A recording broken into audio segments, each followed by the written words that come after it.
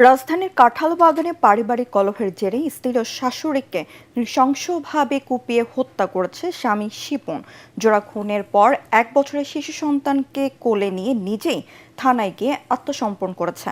জামিল হাসান শান্তর রিপোর্টে বিস্তারিত। পারিবারিক সূত্রে জানা যায়, শরীয়তপুরের ফারজানাকে প্রেম করে বিয়ে করেন মাদারীপুরের শিপন। কিন্তু বনিবনা না হওয়ায় বিয়ের পর তাদের ডিভোর্স হয়। পারিবারিক মীমাংসায় আবার তারা বিয়ে করলেও সংসারে ঝগড়া বিবাদ লেগেই থাকত, যা শেষ পর্যন্ত গড়ায় হত্যাকাণ্ডে। শনিবার গ্রাম থেকে ফিরে রাজধানীর কলাবাগান আলামিন রোডে শ্বশুর বাড়িতে ওঠেন ফারজানা শিপন দম্পতি। কিন্তু রাতেই তাদের মধ্যে বাধে ঝগড়া।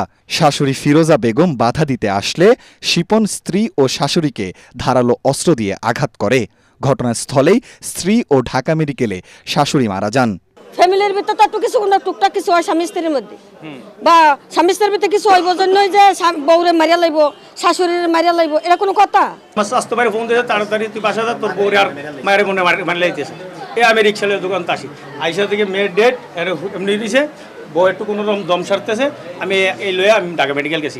হত্যাকাণ্ডের পর শিপন নিজেই তার 1 বছরের শিশু সন্তানকে নিয়ে থানায় হাজির হন। নিহতের স্বজনদের অভিযোগ, শিপন মাদকাসক্ত। পূর্বেও অনেকবার টাকার জন্য স্ত্রীকে মারধর করেছে। পুলিশের ধারণা, পারিবারিক কলহের জেরেই হত্যাকাণ্ড ঘটেছে। তদন্ত করে ব্যবস্থা নেওয়া হবে। তরকারি কাটা চাকু দিয়ে স্টেপ করার পরে তার স্ত্রী ঘটনাস্থলেই মারা যায়, আর তারপরে শাশুড়িকে স্টেপ করে। আপাতত দৃষ্টিতে দেখছি যে পারিবারিক বিষয়, বর্তমানে স্বামী আমাদের হেফাজতে আছে। তুচ্ছ ঘটনায় এমন হত্যাকাণ্ডে সর্বোচ্চ বিচারের দাবি স্বজনদের। জামিল হাসান শান্ত, এটিএন বাংলা, ঢাকা।